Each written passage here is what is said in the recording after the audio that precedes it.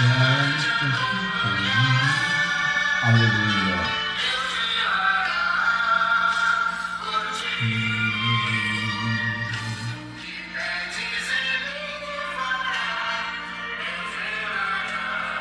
Aleluia.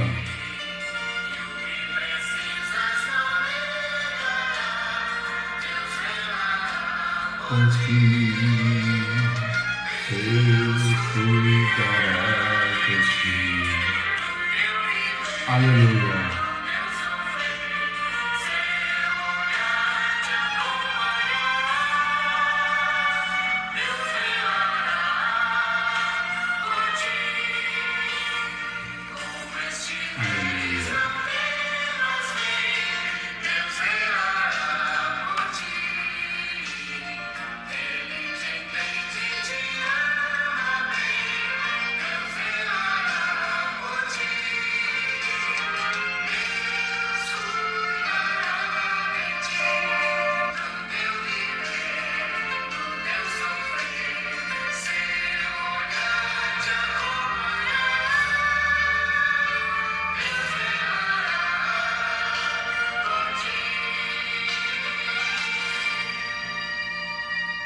Aleluia, graças a Deus, a paz do Senhor Jesus a todos nossos irmãos.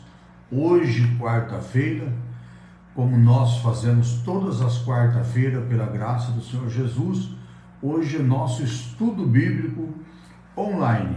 Hoje, lição de número 5, a lição de número 5, nós vamos estudar junto hoje o que tem o tema, os inimigos do cristão. Os inimigos do cristão, né? Nós vamos entender no decorrer dessa lição quem são os inimigos dos cristãos. Hoje nós estamos então com a lição de número 5. Antes nós vamos agradecer ao Senhor, vamos orar para nós dar início mais uma lição para a honra e glória de nosso Senhor e Salvador Jesus Cristo. Acabamos de ouvir aí um hino maravilhoso, Deus cuidará de ti. É Deus que cuida de nós, né? Em todo o nosso momento, em toda a nossa vida, é Deus sempre cuidando do seu povo, Deus cuidando de nós. Já queremos desejar a paz do Senhor Jesus, todos os nossos irmãos que já estão conosco, a nossa irmã Kathleen, o nosso irmão pastor Amauri, a missionária Graça, e vamos aguardar mais e mais pessoas chegando, né?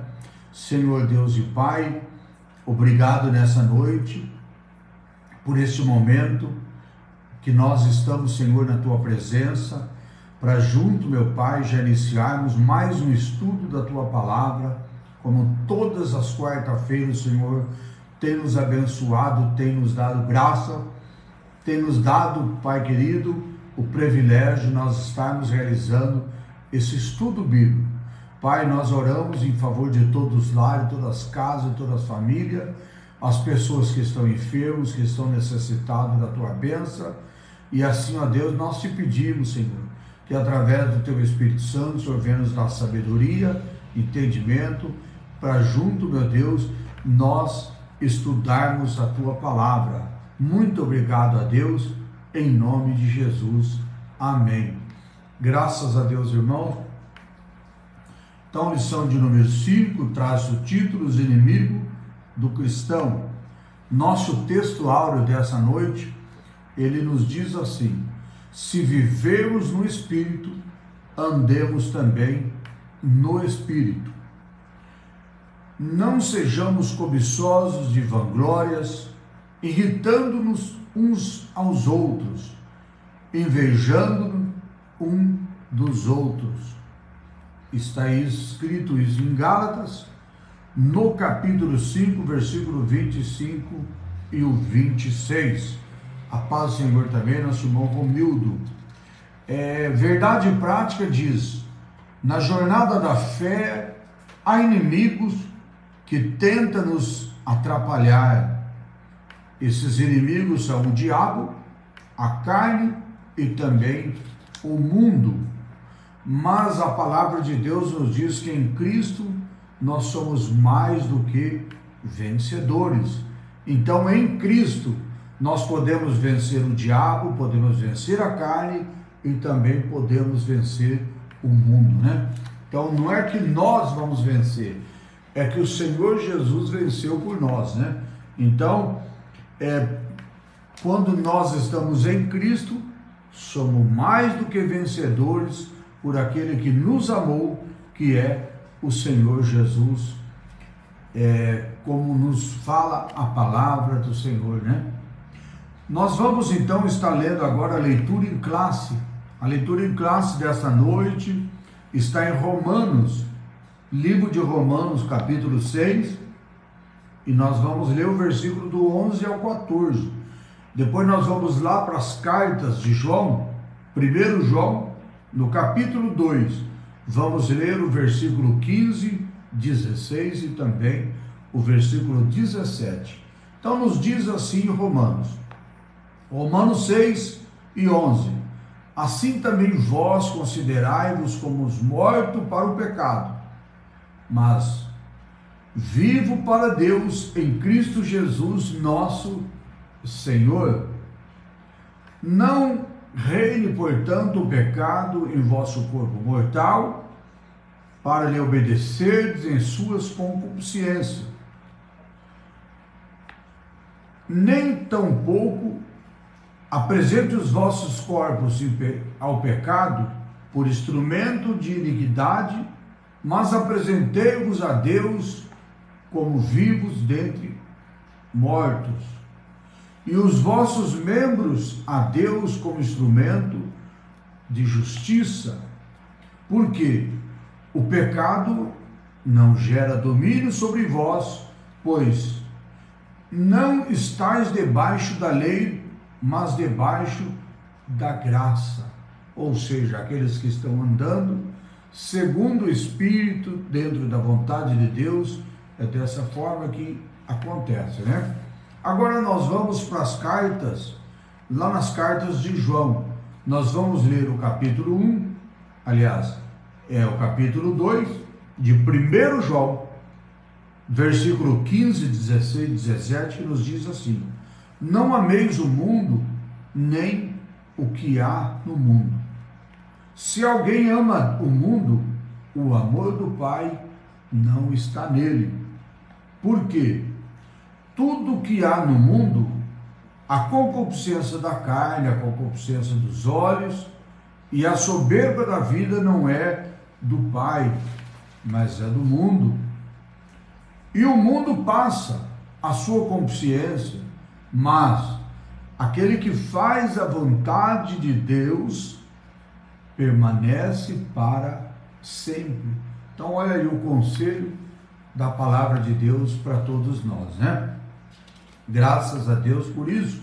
Nós temos então a nossa Bíblia Sagrada, que é a nossa regra de fé, que é o manual do cristão que quer ir para o céu, né? Nossa introdução dessa noite diz assim: na jornada da vida. Na jornada da vida cristã, nós deparamos com um perigo que ameaça a nossa trajetória do nosso caminho para o céu. Nela, encontraremos 3 inimigos que buscam nos atrapalhar. Ou seja, no nosso decorrer dos dias, da semana, dos meses, dos anos que nós estamos vivendo sobre a face da terra. É uma jornada que o crente ele está caminhando para o céu. E nessa jornada existe alguns inimigos que querem nos atrapalhar durante a nossa jornada. Então, os inimigos que querem nos atrapalhar durante essa caminhada é o diabo, é também a carne e é também a carne, o diabo e também o mundo. São 3 inimigos que às vezes atrapalham ou querem interromper a vida do cristão nessa caminhada, nessa jornada que está caminhando para servir a Deus, caminhando para o céu. É uma jornada, é uma caminhada. Então precisamos tomar muito cuidado para que esses três inimigos, nenhum dos três, possa interromper a nossa jornada, ou seja, a nossa caminhada para o céu. Esses três inimigos, voltamos a dizer, o diabo, o mundo e também a carne. Então, a nossa natureza pecaminosa, como nós encontramos aqui, que diz assim: a carne, porém, está dentro de nós. Voltando a dizer aqui, o diabo, a carne e o mundo. O diabo e o mundo, eles estão do lado externo, não está dentro de nós. Nem o diabo e nem o mundo. Então ele atrapalha, mas ele está do lado externo, lá de fora. Mas existe um desses inimigos que é a nossa carne. Então a carne, porém, ela está dentro. E a nossa natureza pecaminosa, por isso, nessa lição estudaremos esses três inimigos da jornada da vida cristã. Ou seja, se nós darmos à carne, ou se nós darmos lugar ao mundo, ou se nós darmos lugar ao diabo, nós somos então atrapalhados, nós somos interrompidos na nossa jornada que nos conduz ao céu. Então precisamos tomar muito cuidado, e por isso nós vamos estudar nessa lição essas trajetórias, esse trajeto, esses inimigos que pode atrapalhar a vida do cristão, dele ir até o céu, de servir a Deus, porque o lar, nossa cidade, a Bíblia nos diz, ela não está neste mundo. Estamos aqui, mas é só de passagem. Por isso que às vezes nós ficamos tristes, nós ficamos aborrecidos com muitas coisas aqui nesse mundo, porque esse mundo, ele não é o nosso lar. Nosso lar está no céu, né? Então, o nosso primeiro tópico que nós vamos estudar nessa noite, ele vai dizer exatamente: o primeiro inimigo do cristão é o diabo. É isso que nós vamos estudar agora, o primeiro tópico, que diz assim, para nós estudar o primeiro tópico, nós vamos dividir ele em 3 pontos. O primeiro ponto vai falar sobre o diabo, que é real. Muitos, às vezes, não acreditam, né? Mas o diabo é real. O segundo ponto que nós vamos estar estudando do primeiro tópico, ele vai nos estar falando, como nós falamos no primeiro ponto, que o diabo é real. O segundo ponto que nós vamos estar estudando, nós vamos encontrar uma descrição de Satanás. Pastor Arnaldo, mas tá certo isso? Tá, nós precisamos conhecer. Ninguém vence uma batalha, uma luta, sem antes do conhecimento. Então nós precisamos saber que o diabo é real, precisamos entender a descrição de Satanás, e no terceiro ponto nós vamos então estar aprendendo a identidade do inimigo. Então, para isso, não saia não. Vamos continuar até o fim do nosso estudo para nós entender esses pontos muito necessários que nós precisamos estudar. Queremos também saudar na paz do Senhor Jesus de minha irmã Terezinha lá de Populina. Deus abençoe também. Seja todos bem-vindos em nome de Jesus. Nossa irmã Terezinha, todas as quarta-feiras, está conosco também, né? Então, o primeiro ponto, o diabo é real. Diz assim, a existência do diabo como pessoa é descrita desde o primeiro livro da Bíblia, ou seja, desde o livro de Gênesis, primeiro livro da Bíblia. No Antigo Testamento, que está o primeiro livro da Bíblia, já falava e fala sobre o diabo. No Antigo Testamento, então, as ações de Satanás, elas são descritas no livro de Gênesis, no livro de 1 Crônica, no livro de Jó, no livro de Salmo, no livro de Isaías, no livro de Ezequiel e também no livro de Zacarias. Então, em todos esses livros, nós olhamos para a Bíblia, para a palavra de Deus, nós encontramos a descrição de todas as obras, as astúcias de Satanás, né? Então, nós vemos aqui. Então, o Novo Testamento, ele também mostra, o Novo Testamento mostra a atuação do diabo por cerca de 25 vezes das 29 passagens dos evangelhos,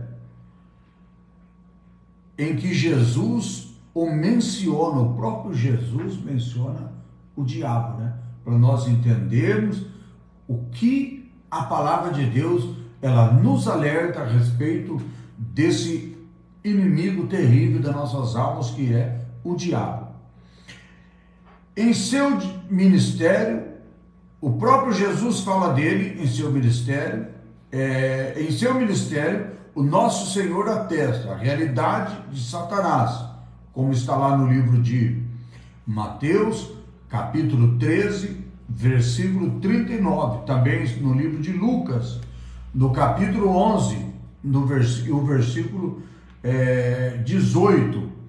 Nós vamos estar lendo esses dois textos para nós entender aqui no início já do nosso estudo como a Bíblia, ela nos mostra as astúcias, né, do inimigo, nos fala dele que ele é real. Então nós encontramos aqui já nesses textos, Mateus 13 e 39, nós vamos já deixar essa leitura bíblica, Mateus 13 e 39, que nos diz assim: a palavra de Deus, ela está registrada dizendo: o inimigo que o semeou é o diabo, a ceifa é o fim do mundo e os ceifeiros são os anjos. Então, quando Jesus estava mostrando sobre a semente semeada, o próprio Jesus, ele deixa claro para nós que alguma semente que foi semeada é como uma semente chamada a Bíblia fala que a boa semente é o trigo. A boa semente é o trigo. E existe uma semente semeada que ela não é o trigo, é o joio. Então, que representa algo terrível na vida do ser humano, essa semente do joio, que é algo que a Bíblia, o próprio Jesus mostra, que foi semeado pelo próprio Satanás, o próprio diabo, né? E no livro de Lucas, nós encontramos também um registro no Lucas 11, 18, que diz assim, Lucas 11 e 18, você pode abrir sua Bíblia e ler conosco. Diz assim: ora, pois se Satanás está dividido contra si mesmo, como subsistirá o seu reino? Pois dizeis que eu expulso demônio por Beelzebul. Então, nós vimos aqui um relato também do próprio Jesus, falando, quando Jesus estava pregando o evangelho, que o povo que não tinha o conhecimento da palavra de Deus, não conhecia Jesus, estava imaginando que o próprio Jesus expulsava os demônios pelo espírito de Beelzebul, pelo espírito de demônio. Então, Jesus fala sobre isso.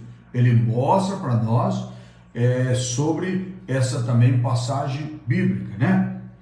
No segundo ponto, a descrição de Satanás. Nós falamos sobre o que o diabo é real, mostramos as provas que a Bíblia Sagrada mostra. Agora, no ponto 2, a descrição de Satanás. Nos diz aqui, a Escritura Sagrada, ela descreve Satanás como um ser espiritual que pertencia a uma ordem angelical dos querubim, sendo o mais exaltado deles. Por ele pertencer a uma ordem elevada, está registrado que o arcanjo Miguel, ele contendeu com Satanás a respeito do corpo de Moisés, mas ele não ousou pronunciar juízo de maldição contra ele. De fato que Satanás é o chefe dos anjos caído.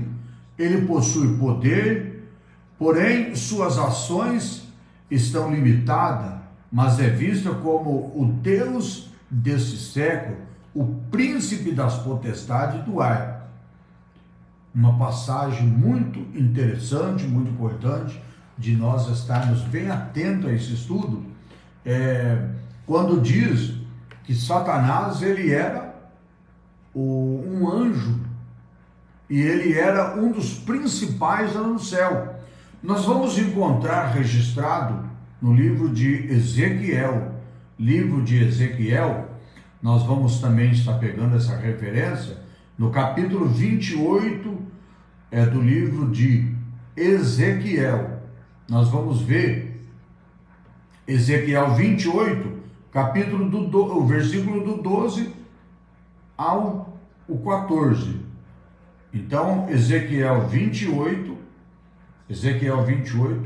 nós vamos estar lendo do 12, versículo do 12 até o versículo 14, que nos diz assim: Filho do homem, levanta a lamentação sobre o rei de Tiro e diz-lhe: assim diz o Senhor Deus, tu eras o selo da perfeição, cheio de sabedoria e perfeito na formosura.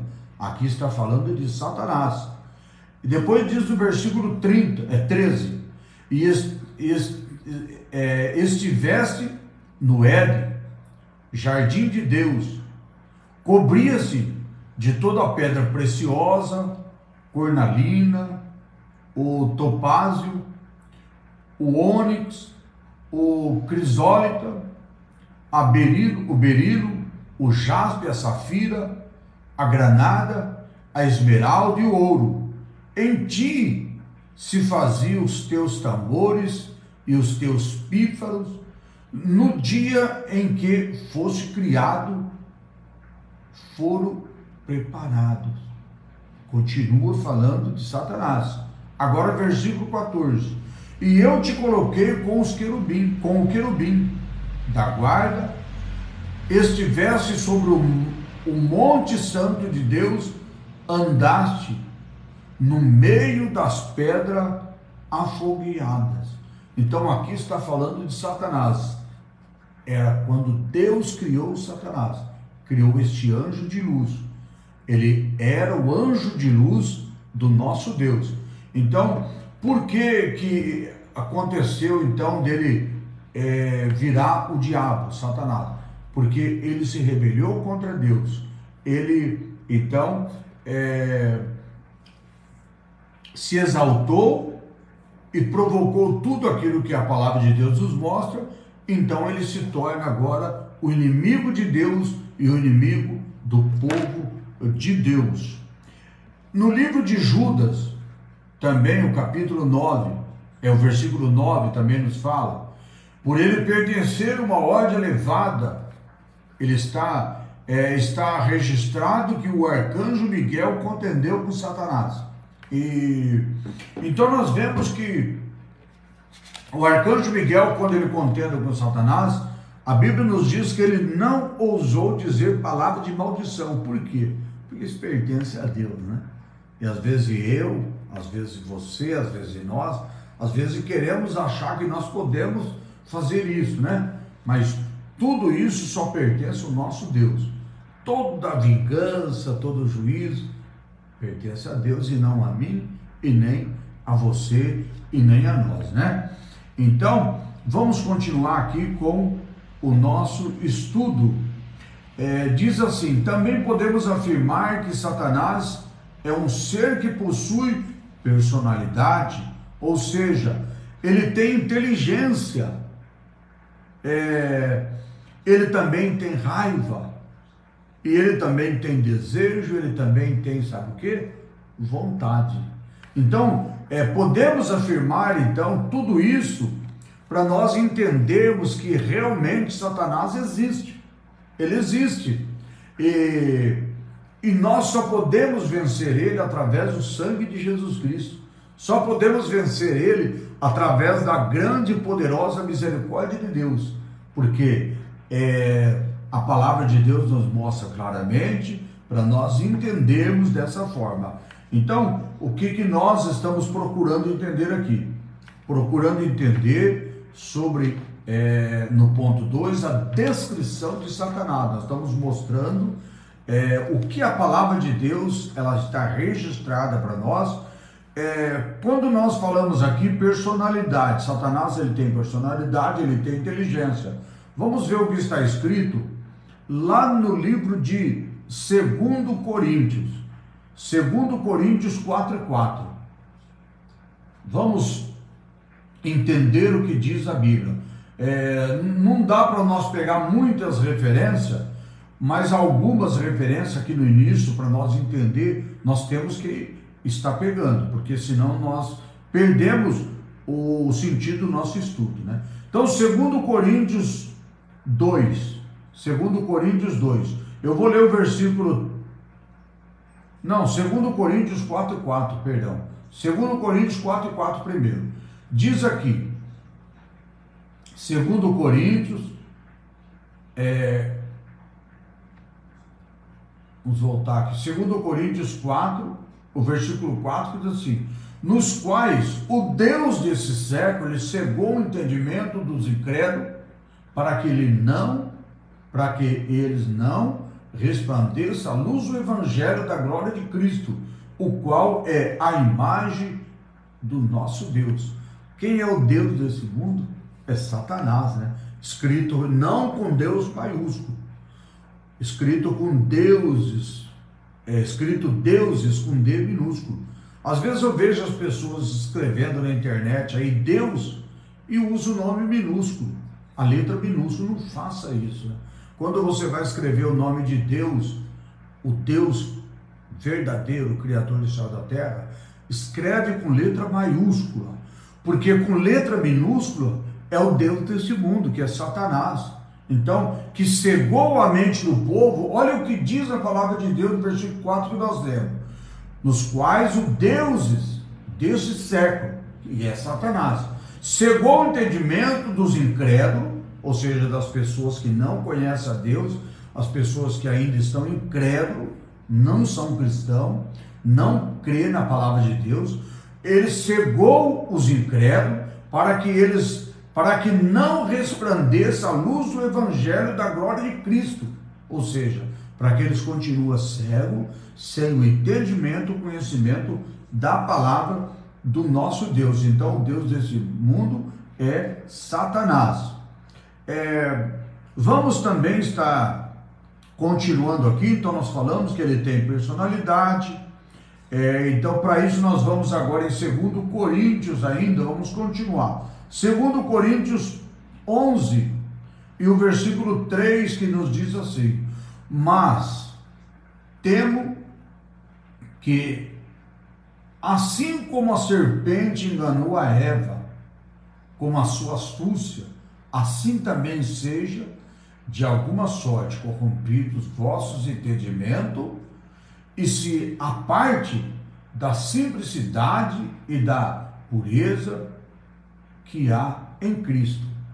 Então, é da mesma forma que a serpente enganou a Eva, o diabo também quer nos enganar, quer nos tornar nós, então, cego, para que nós não tenhamos, então, o conhecimento de Cristo através do Evangelho, né?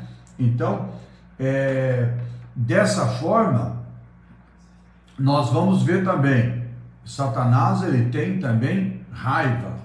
Tem outros versículos, mas não dá para nós mostrarmos todos, né?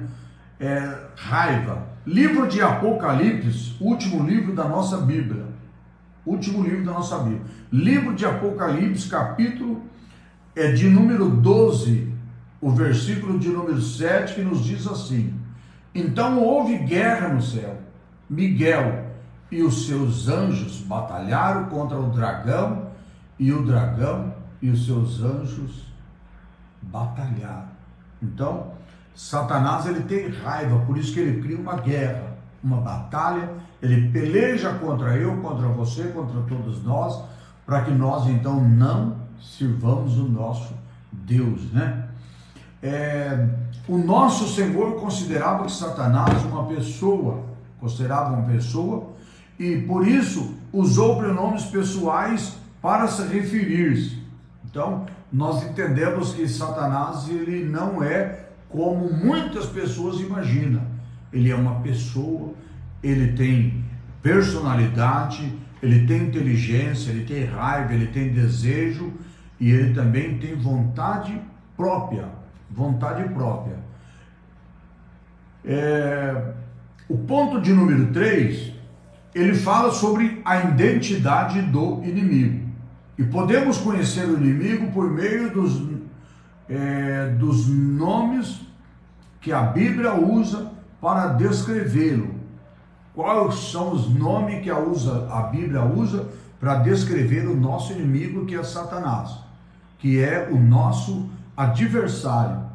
A Bíblia descreve alguns nomes, como nós podemos entender, como serpente. Podemos também ver outra, refere também como a sua sagacidade, no caso, astúcia. Astúcio, o inimigo, ele é astuto, né? Então nós podemos entender também Satanás, mencionado às vezes 52 vezes, como também adversário. Podemos entender adversário, opositor, que ele contra o nosso Deus, então opositor. Então, quando nós falamos de Satanás, nós podemos falar serpente, como também ele é astuto, né? Ele tem astúcia. Satanás, mencionado 52 vezes, também como adversário e opositor. Podemos também entender como diabo, que aparece 35 vezes também como acusador. Podemos também ver o dragão vermelho, revela sua velocidade, como também tentador. Ação tentadora do campo da mentira. Ele é também o pai da mentira, né? Da imoralidade. Ele também é o que? Enganador. Também Beelzebu, chefe dos demônios. Também como Belial, pessoa má, sem valor. Quando nós falamos de Belial, nós entendemos pessoas, então, má, pessoas sem valor, pessoas que não têm valor, né? Então, tudo isso nós encontramos. E esses nomes revelam uma natureza cruel, perversa, destruidora do nosso inimigo.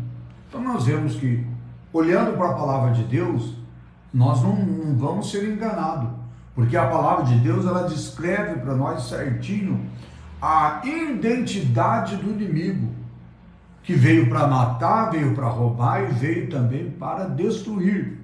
E como que Satanás mata? Alguém já viu Satanás andar aí com uma arma, com um revólver, matando as pessoas? Não. Satanás não mata ninguém dessa forma, mas ele destrói a vida das pessoas, até a pessoa, às vezes, provocar também a sua própria morte. Ele destrói a vida da pessoa espiritualmente, ele mata a vida da pessoa espiritualmente. Então tem diversas coisas que nós poderíamos falar aqui. Claro que o nosso tempo não é suficiente, né? Mas nós encontramos então essa descrição, a Bíblia mostrando, para nós entender também a identidade do nosso inimigo. Satanás, mencionado 50 vezes como o nosso adversário, o nosso opositor.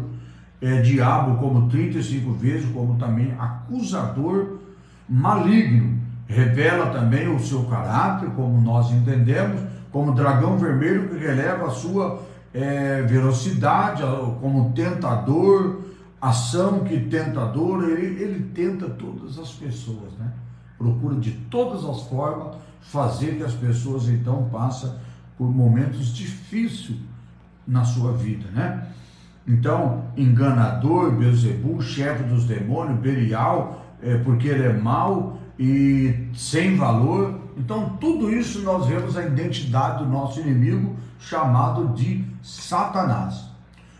Agora nós vamos para o tópico de número 2. No tópico de número 2, nós vamos falar agora sobre o segundo inimigo do cristão, que é a nossa carne. Falamos do primeiro inimigo, que é Satanás. Agora, o segundo inimigo, aqui no tópico de número 2, o segundo inimigo do cristão, que é a nossa própria carne. Aí nós encontramos aqui no primeiro ponto, que diz o conceito bíblico da carne. Aqui nós vamos falar no primeiro ponto, o conceito bíblico da carne. O segundo ponto, nós vamos estar falando da carne no Novo Testamento.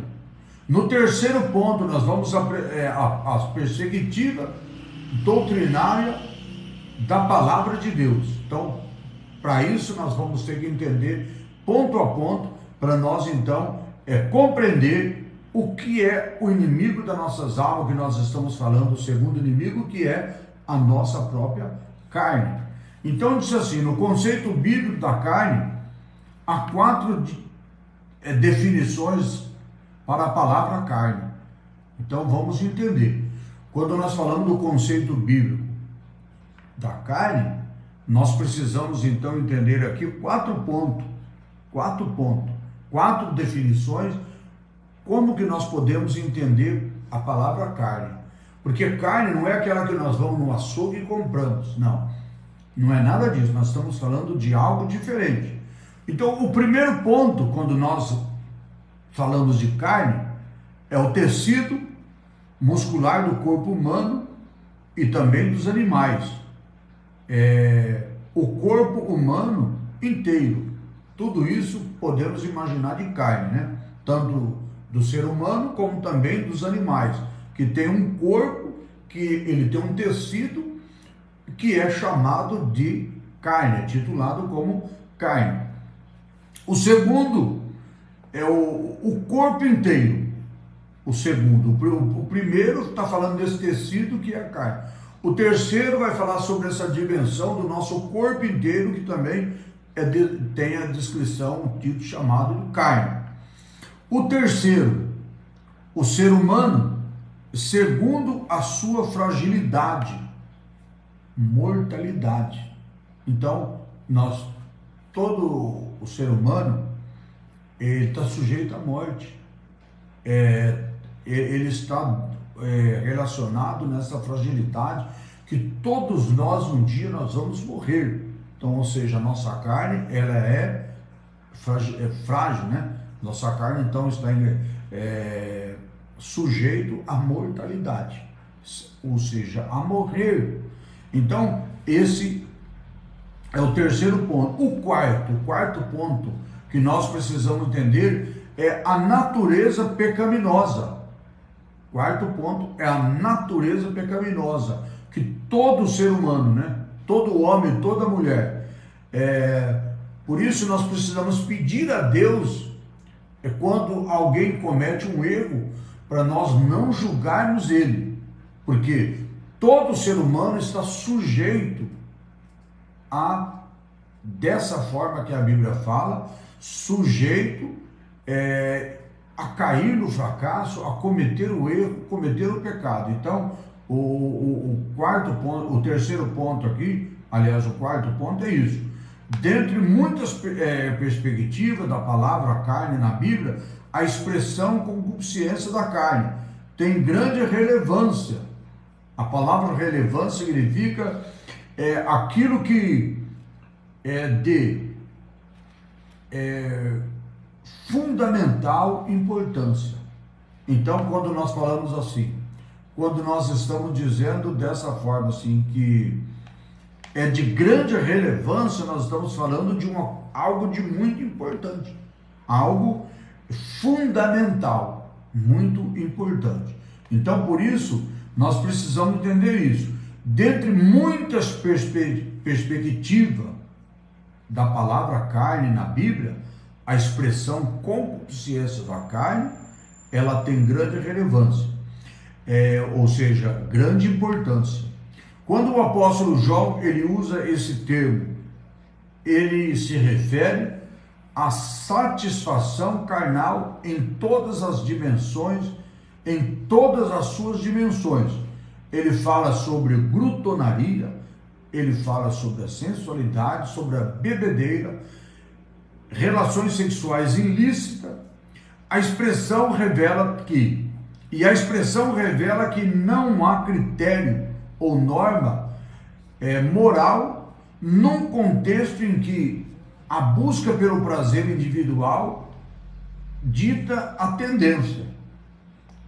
É o egoísmo em grau elevado, ou seja, quando a pessoa está na carne, ela não está em espírito, ela não está em obediência a Deus, ela está se levando sobre a concupiscência, os prazeres carnais.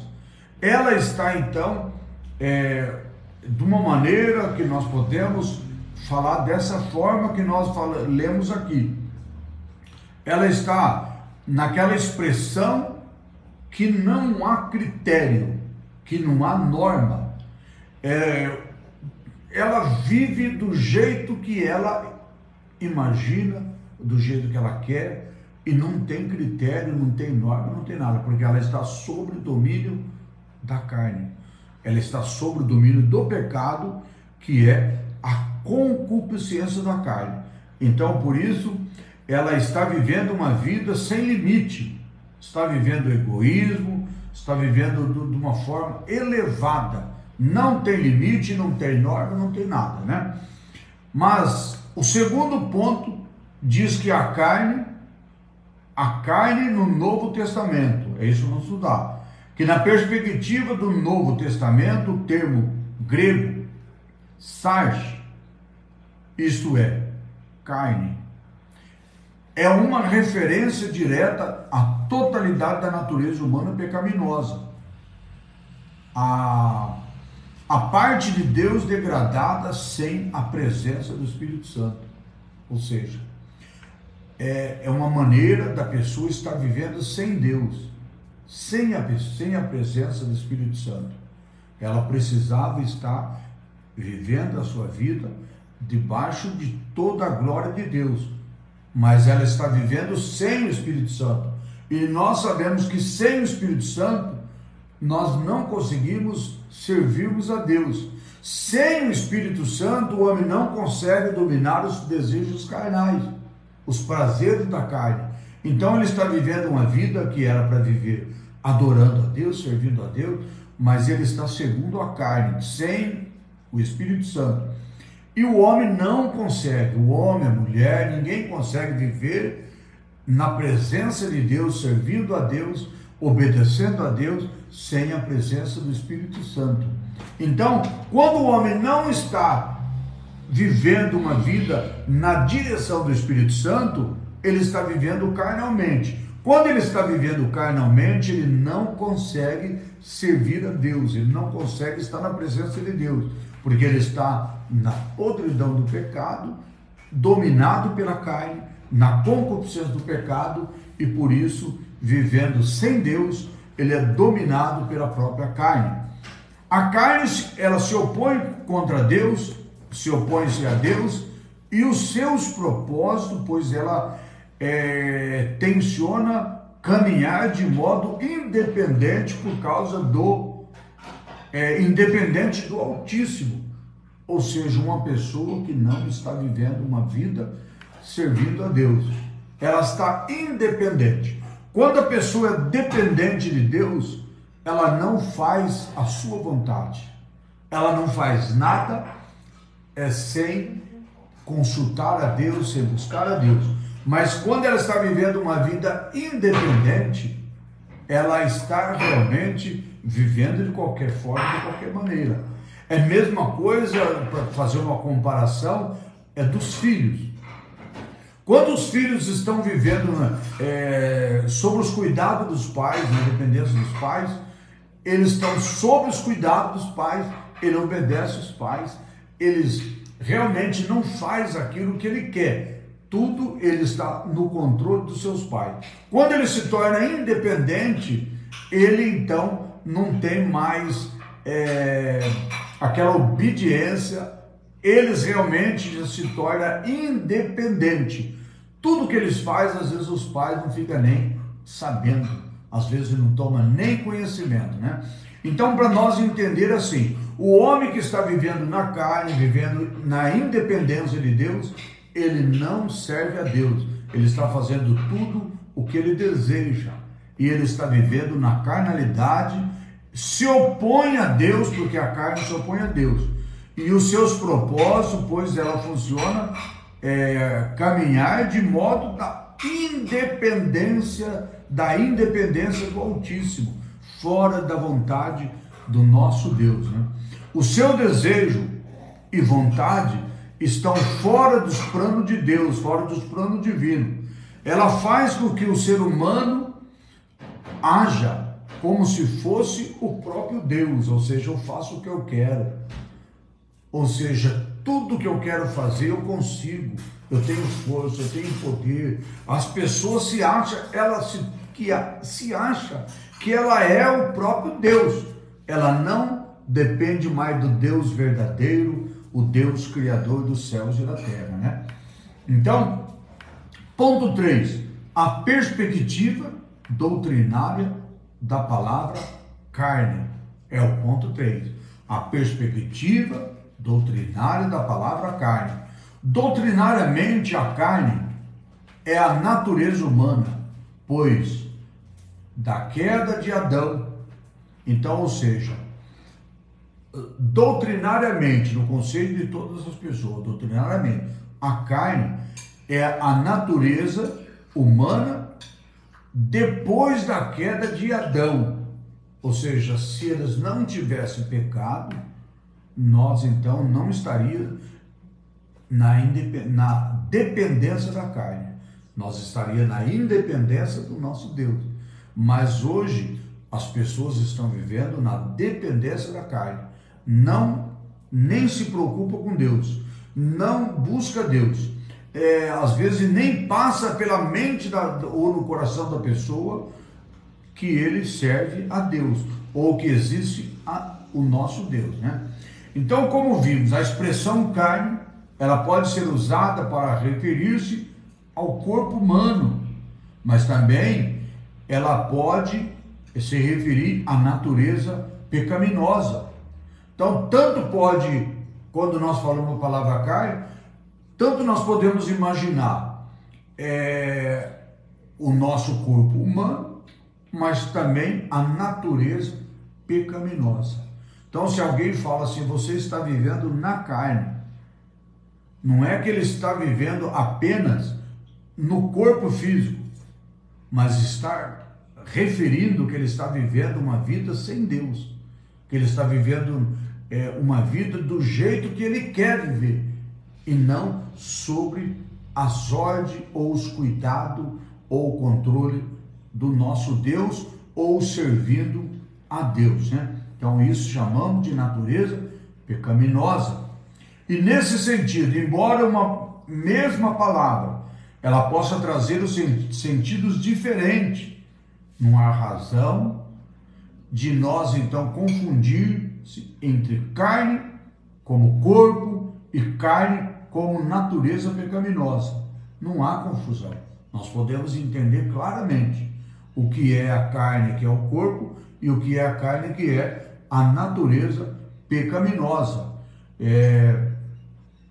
Pois o que é produzido pela natureza pecaminosa, logo reconhecido como, por exemplo, idolatria, uma obra da carne, ou seja, da natureza humana pecaminosa. A idolatria, quando o homem passa, não mais adorar a Deus. Quando o homem passa a cometer esse pecado chamado de idolatria. O que é idolatria? A idolatria é quando as pessoas criam uma imagem ou pega lá algo, põe na parede, começa a adorar. Não, Existem muitas coisas que nós podemos chamar de idolatria. As pessoas às vezes podem idolatrar o emprego, o carro, o dinheiro, a posição social dela, pode idolatrar o pastor da igreja, pode idolatrar um político, pode idolatrar qualquer outro, um jogador de futebol, um time, qualquer coisa. Então, para nós não cometer esse erro, nós precisamos não cometer a idolatria. Não podemos idolatrar pessoas ou coisas, porque nós precisamos colocar primeiro sempre o nosso Deus acima de todas as coisas. Então, não podemos gostar do nosso carro, das nossas coisas, admirar, mas idolatrar não. Deus está no controle de tudo, Deus acima de tudo. Então, Deus é realmente o único que nós podemos servir e adorarmos. Agora nós vamos para o tópico de número 3, o inimigo, o terceiro inimigo do cristão, que é a palavra mundo. Terceiro inimigo, então, é o mundo. Na perspectiva bíblica, a palavra mundo, há 5 conotações bíblicas para a palavra mundo. Ou seja, nós falamos mundo, mas nós podemos entender como terra, como o conjunto das nações conhecidas, podemos entender como uma raça humana, podemos entender como universo, podemos entender também os que se opõem a Deus. Então, o que nós queremos falar? É sobre a terra? Não. O que nós queremos falar? É sobre o conjunto de nações conhecidas? Não. Sobre a raça humana? Não. Algo também sim, mas quando nós falamos sobre a raça humana, nós não queremos falar hoje, nesse estudo, como mundo, porque quando nós falamos o inimigo do homem, que é o mundo, nós estamos falando sobre algo diferente, é os que se opõem contra Deus. Então é dessa palavra que nós precisamos estar entendendo. Então, o mundo é tudo aquilo que se opõe contra Deus. Muitas das vezes tem até religiões que se opõem contra Deus. Então nós podemos classificar isso como algo mundo. É um mundo que se opõe contra o nosso Deus, aquilo que é contra as coisas de Deus. Então, de modo geral, a Bíblia usa a palavra mundo para descrever duas grandes realidades: o planeta Terra, em que habitamos, e as pessoas que vivem de maneira independente de Deus. Então, quando nós falamos do mundo, aqui a Bíblia está descrevendo dessas duas coisas importantes no nosso estudo, para nós entender que o primeiro que a Bíblia está falando do mundo é o planeta Terra. Planeta Terra, onde nós vivemos, e nós precisamos entender que o planeta Terra, ele não se opõe contra Deus. O que se opõe contra Deus é as pessoas que vivem de maneira independente de Deus. Então, quando as pessoas elas vivem independente de Deus, elas estão então se opondo contra o próprio Deus, se tornando independente, rejeitando a Deus, não querendo a Deus. Então ela se torna independente, se opõe contra Deus, se torna pessoas independentes. A passagem de 1 João, lá nas cartas de João, no capítulo 2, do versículo 15, quando diz para não amarmos o mundo, a ideia é uma sociedade separada de Cristo que se manifesta contrariamente a Deus. Então João escreve lá, não amemos o mundo. Alguém pode dizer assim, poxa vida, mas a Bíblia, está escrito na Bíblia que nós não podemos amar o mundo. Poxa, um mundo tão bonito desse, universo que Deus, o próprio Deus criou, a beleza que tudo que nós olhamos, vimos com nossos olhos, como é que nós... Mas a Bíblia, ela está deixando bem claro para nós, quando o apóstolo fala, não amemos o mundo. Não podemos amar as coisas que Deus criou, as coisas que Deus fez. Não está falando sobre isso. Quando nós olhamos para a Bíblia, que fala não ameis o mundo, está dizendo sobre uma ideia da sociedade que está separada de Cristo, que manifesta contrariamente a Deus. Isso então nós chamamos de mundo.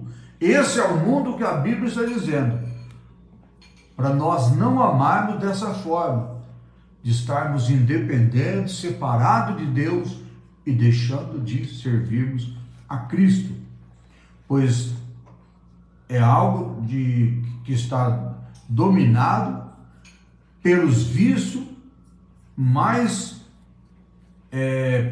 imagens cujas ações se condizem contra a vontade de Deus.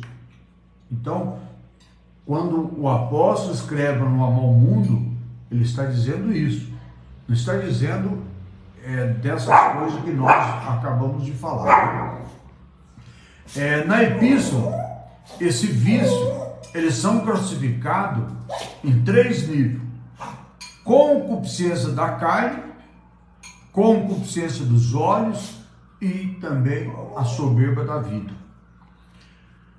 Isso nós vamos entender agora no ponto de número 2, que fala sobre os 3 níveis de vício infames.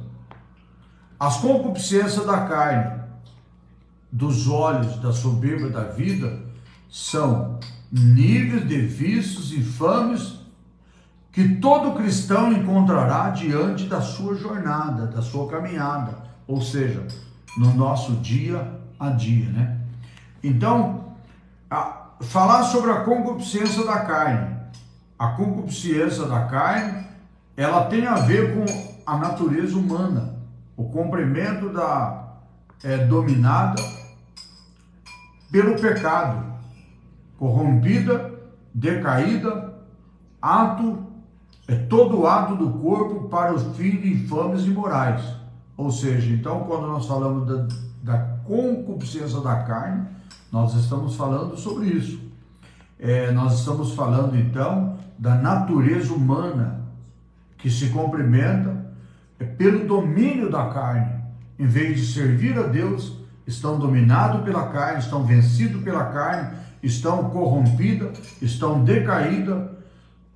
Então, é todo ato do corpo para o fim maléfico e imorais. Ou seja, tudo aquilo que as pessoas praticam, que é algo maléfico, ou seja, algo do mal, e também algo imorais, aquilo que desagrada o nosso Deus. Então, quando nós falamos da concupiscência da carne, estamos falando sobre isso. E a concupiscência dos olhos. A concupiscência dos olhos a concupiscência dos olhos tem a ver com tudo que envolve a mente, a imaginação. Ou seja, ela cria um desejo pelas quais o pecado, as coisas pecaminosas,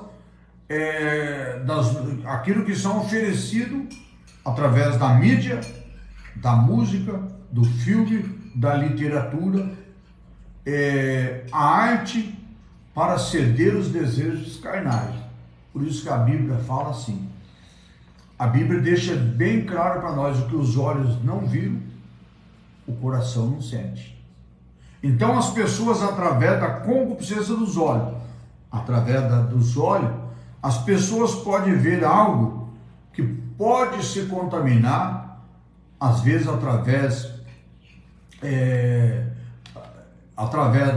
da mídia, no caso da televisão, de todas as coisas que nós podemos concluir como mídia, através das músicas, através dos filmes, da literatura e das artes,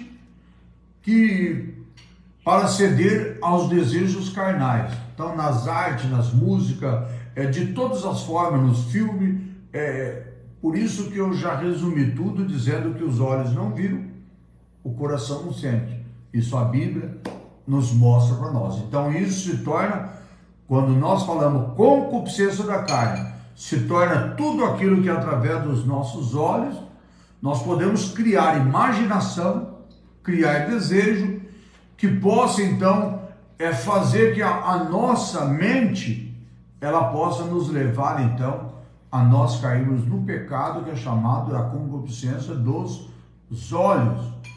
Então se torna algo que possa envolver a nossa mente, a nossa imaginação.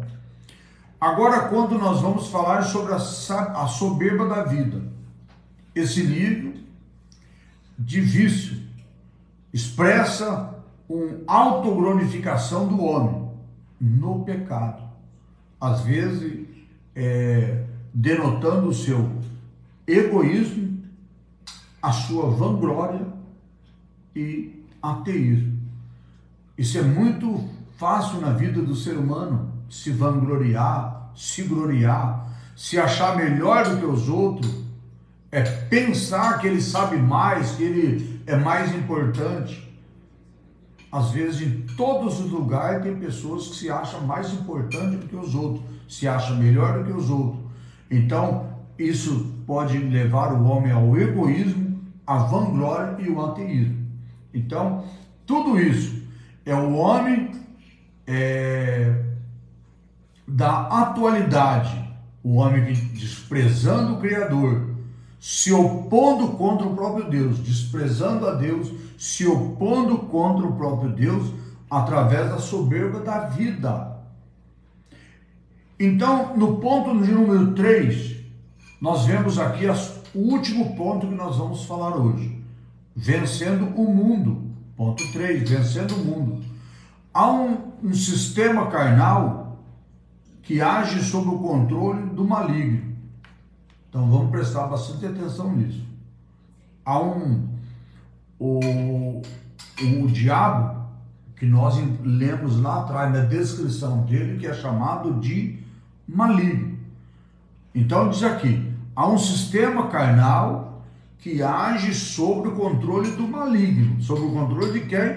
Controle do diabo, que busca nos remover do caminho que leva para o céu por meio de ideologias anticristãs, também por estilo de vida que não glorifica a Deus e que de forma contrária aos valores do Evangelho.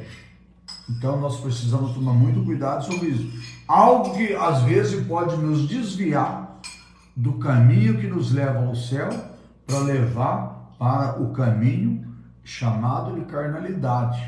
Então, algo como nós acabamos de falar aqui, da ideologia anticristã, ou seja, de pessoas que são contra uma vida cristã, uma vida de uma pessoa que acredita em Cristo, que serve a Cristo. Esse é o cristão, né? O cristão não é o religioso. O cristão é aquela pessoa que ele acredita em Cristo, confia em Cristo, obedece a Cristo, serve a Cristo. Então ele é um cristão.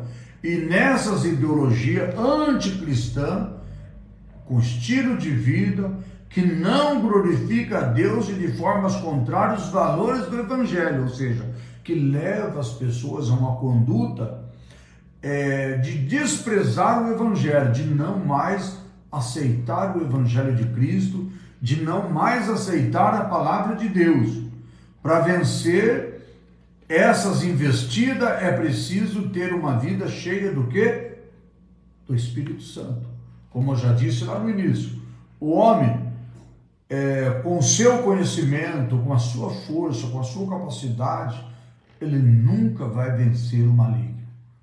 A única forma de nós vencer o maligno, vencer o diabo, é se nós estivermos dedicando a Deus, servindo a Deus e cheio do Espírito Santo. É preciso também viver plenamente em Cristo Jesus, fazendo a sua vontade, servindo a Deus. Sendo assim, precisamos nos sujeitarmos a Ele e resistirmos o diabo, pois tempos e sublime promessa. A Bíblia diz assim: Ele fugirá de vós. Então nos diz a palavra de Deus dessa forma. Livro de Tiago, o último texto que eu vou ler nessa noite, para nós já encerrar. Lá no livro de Tiago, nós vamos voltar lá e analisarmos o que a Bíblia diz, o que Tiago deixou escrito para nós. Tiago 5, versículo 17. Você também pode ler aí na tua Bíblia. Tiago 5,17. Aliás, 5 e 7, perdão. Tiago 5 e 7 diz assim: portanto, irmão, sede paciente até a vinda do Senhor Jesus. Eis que o lavrador espera o precioso fruto da terra, aguardando com paciência, até que receba as primeiras e as últimas chuvas. Sede, pois, também paciente, fortalecei-vos os vossos corações, porque a vinda do Senhor Jesus, ela está próxima. Então, essa é a palavra de Deus que nos orienta, né? Então, por isso, voltando um pouquinho atrás, por isso que fala assim: se nós resistirmos o diabo, ele fugirá de vós. Primeiro, sujeitai a Deus, ou seja, obedecei a Deus, resistir o diabo e ele então fugirá de vós. Por quê? Precisamos fazer isso, porque nós não conseguimos servir a Deus ou vencer o diabo sozinho. Precisamos então servir a Deus cheio do Espírito Santo para nós poder resistir o diabo, porque a vinda do Senhor, a Bíblia diz que está próxima. Amém? Que Deus abençoe a todos. Na nossa conclusão diz assim: o apóstolo Pedro nos adverte a respeito do plano do inimigo em nos tragar. O apóstolo Pedro nos adverte nós dessa forma. Ele fala assim que o nosso adversário, que é Satanás, ele está pronto para nos tragar, né? Ou seja, ele quer nos derrotar de todo jeito. Então, com o objetivo de destruir a nossa vida, com o objetivo de destruir a obra realizada por Cristo através da sua vida, né? Da sua vida. Ele quer enfraquecer a nossa caminhada no rumo ao céu. Ou seja, nós estamos caminhando e a nossa caminhada é rumo ao céu, porque a Bíblia diz que a nossa cidade não é nesse mundo, mas a nossa cidade está no céu, de onde também nós esperamos o Senhor, o Salvador, Jesus Cristo. Então, a ação diabólica é feita diante dos ataques do inimigo.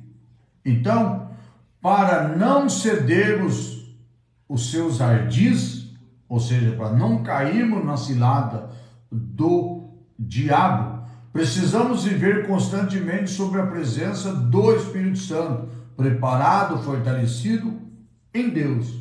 Então, a única forma é ser cheio do Espírito Santo, né? Não é acreditarmos nos políticos, não é acreditarmos nas pessoas, mas sim é viver cheio do Espírito Santo. O crente cheio do Espírito Santo, ele não olha aquilo que está acontecendo no mundo. Ele só olha para orar, para buscar a Deus. Não estou dizendo para fechar os olhos, para viver uma vida cega. Eu estou dizendo que não olha assim. Ele não tem medo das coisas que possa acontecer neste mundo, porque ele está na presença de Deus, está cheio do Espírito Santo, a sua confiança está em Deus. E se ele está cheio do Espírito Santo, ele está realmente guardado, abençoado pelo nosso Deus, o inimigo não pode tocar. Amém? Que Deus abençoe a todos em nome de Jesus. Vamos agradecer a Deus e agradeço você também que está conosco desde o início, acompanhando, nos ajudando nesse estudo bíblico. Senhor Deus e Pai, Obrigado por esse dia, obrigado por essa noite, obrigado por esse estudo, obrigado por todos os irmãos que estão conosco. Senhor, abençoa. Eu peço a tua bênção e a tua graça, Pai. Que o Senhor abençoa cada pessoa, cada lar, cada família. Se aqueles, ó Pai, que estiver doente, seja curado em nome de Jesus e abençoado pelo Senhor. Senhor, assim eu te peço e te agradeço em nome de Jesus nessa noite. Peço a tua bênção em favor de todos os nossos irmãos, em nome de Jesus. Amém?